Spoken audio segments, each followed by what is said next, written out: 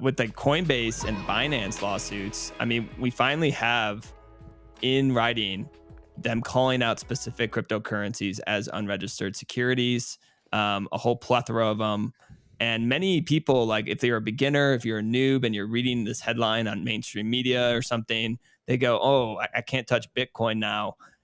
And they conflate it. So what would you say to somebody if they saw these lawsuits coming down on Coinbase and Binance and they thought that like, oh, Bitcoin's not good, I shouldn't invest in that? What would you say to that individual? I'll throw it to maybe Cory and then Dom. Bro, you're not going to make it? Or is that not empathetic? I've been trying to practice my empathy. No, I think it's pretty simple to explain. You know, there's one of these things that's actually decentralized and doesn't have a management team and a roadmap and doesn't, you know, force everybody to upgrade the software at the same time, and the software is always backwards compatible. So, you know, I think that's Bitcoin is the only one that matters, that is you know, had a fair launch and is actually decentralized. There's a few other tiny ones that are, you know, proof of work, also fair launch, and, you know, I would say are, you know, tiny little commodities, but not that useful and just kind of bleed out in value versus Bitcoin over time. So for all intents and purposes, you know, it's the only thing that really matters. I do want to throw a little olive branch to the, you know, it's important to note that there are actually, you know, engineers and builders doing things that the market calls crypto, blockchain, DeFi, whatever, who actually do have good intentions. It's a very small percentage. Most of them are just scamming, but there are some people out there actually trying to do something. And here's the thing. Obviously, if you throw tens of billions of dollars and thousands of engineers, you know, at something, even if by accident there will be some innovations that come out of that, it's still on balance malinvestment, because they're trying to solve things that they're not going to solve for. But even if there are some interesting innovations that come out of all of this malinvestment, that it overall is just kind of on balance a waste of capital, it's still not going to have tokens in the long run. It's still going to run on sats. So the tokens are going to be worthless. So yeah, that's just kind of how I view it. And that's how I've been able to kind of, you know, extend an olive branch and still have some cordial conversations with people that, you know, mean well in some cases, very few, but some, and don't want to be called a scammer, because they certainly don't think they're scamming, and their mom doesn't think they're a scammer because they raised little Johnny Shitcoiner so well. You know, so it's been interesting. I don't think it serves us to just like, you know, beat these people while they're down, when a few of them actually, you know, thought that they were trying to do well. On the other hand, you know, I also am just kind of a fan of classical ethics. And, you know, I love the example of, you know, the engineer back in the day that built a bridge had to live under the bridge with his family for a year or two after building the bridge. And it's like, you know, there's no A for effort. Like, you either built a bridge that's going to stand or you're dead. And, you know, I think the other analogy I often use is, you know, one of my favorite scenes from the Scorsese movie Casino, after the slots machine gets hit 3 times in the afternoon, and you know, De Niro comes down onto the floor and finds the slots boss, and he's like, you know, you didn't know after it got hit twice, you're either too dumb or you're in on it. Either way, you're fired.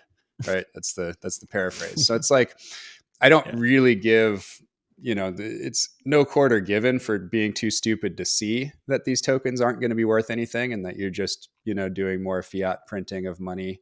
You're never going to be able to decentralize something that started centralized like that. So I think this stuff is actually pretty obvious on its face. But, you know, I just don't think you can impugn 100% of the character of 100% of the people that are doing these misguided things. And, you know, and we're not out there, you know, if we're truly going to separate Bitcoin from crypto, then I think it's almost hypocritical just to spend all your time, you know, hating on misguided shitcoiners if you're not also hating on people that are misguided in a bunch of other different areas.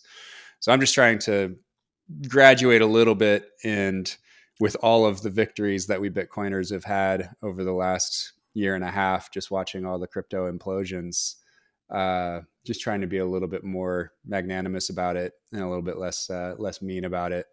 But don't give an inch at all on the facts. So stick to it. And if they want to try to Yeah. change the facts, don't give an inch, but you can still be kind. What does he say in that movie, Corey? He's like, I want an equal amount of blueberries in each muffin. Equal amount. Equal amount. Different scene though from Casino. Yeah, well, Yeah, I dude. want to hear you do that equal amount of Satoshis in each Bitcoin, and I think we'll be good. I gotta amend that. I'll have that ready. I'll have that ready for Pacific. Okay. No, that's very much in line with my approach, which is basically small entries into Bitcoin paired with an equal or greater education. Um, Corey mentioned a really good point. Like, not all shit coins believe, like, are some of them believe they're changing what they're trying to change, and there's nothing necessarily wrong with that.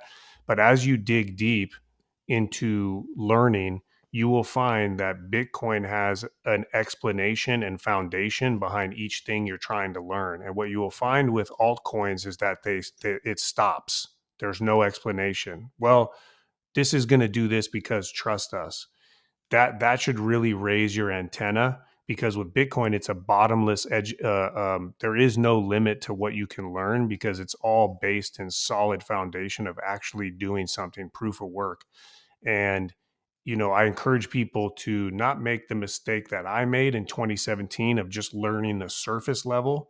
If you're going to go beyond a surface level of investing your hard-earned money, then you should also go beyond a surface level of learning about what you're getting into. And if you do that, you will learn that Bitcoin is something of substance and incredible value in the future, and that a lot of altcoins, maybe on purpose, maybe not on purpose by accident, are very empty and shallow. And you'll see that very clearly.